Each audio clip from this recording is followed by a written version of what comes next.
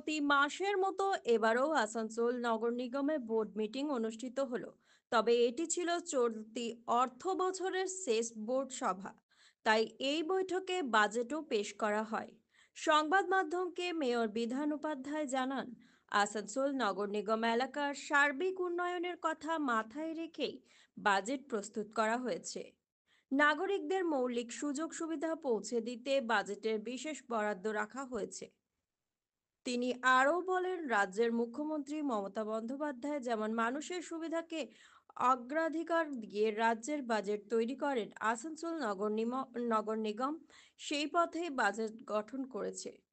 গ্রীষ্মকাল আসার সাথে সাথে কিছু ওয়ার্ডে পানীয় জলের সমস্যা দেখা দিয়েছে জানিয়ে বৈঠকে বিস্তারিত আলোচনাও হয়েছে।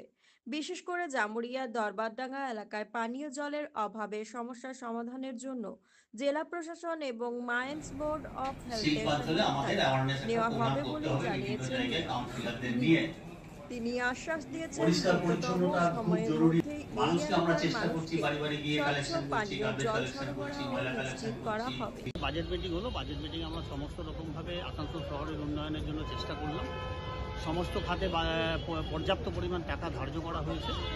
দেখা যাক আগামী দিনে সেরকম সুন্দরভাবে টাকাটাকে খরচার মধ্যেখানে আমরা যাতে শহরটাকে সুন্দর করতে পারি এবং মানুষের যে চাহিদা সেই চাহিদা আমরা পূরণ করতে পারি, সেটা আমরা চেষ্টা করি। বাজেটের মূল বিষয় কি? মূল বিষয় সমস্ত শহরের ডেভেলপমেন্ট যা হয় যেটা হয় ডেভেলপমেন্ট নিয়ে, জল নিয়ে, যেহেতু সামনে গরমকাল আসছে, এই জলের কিছু কিছু জায়গায়, যেমন একটু আগে আমি ইনফরমেশন পেয়েছিলাম যে 70 নম্বর ওয়ার্ড, ওখানে একটু জলের প্রবলেম আছে। আমাদের জামুরিয়াতে জলের প্রবলেম রয়েছে, যেটা দরবারডাঙ্গা থেকে যে জলটা দেওয়া হচ্ছে সেই জলটা দূষণ বলে মানুষের মানুষ বিভিন্নভাবে অসুখে পড়ে যাচ্ছে।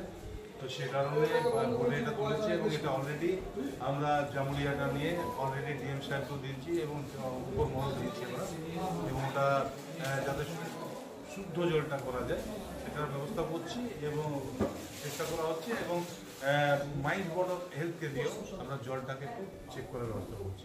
তো আজকে তো বাজেট পেশ হয়েছে, তো নতুন কিছু চমক রয়েছে বাজেটের মধ্যে? না, বাজেট সব দিক দিয়ে, মানে রাস্তাঘাট, জল, আমাদের সৌন্দর্যায়ন পার্ক, আমাদের লাইট, সব ডিপার্টমেন্টের যেগুলো আছে সেগুলোকে প্রতিটি ডিপার্টমেন্টকে যাতে সুন্দরভাবে কাজ চলে সবগুলো নিয়ে বাজেটে ধরা হয়েছে।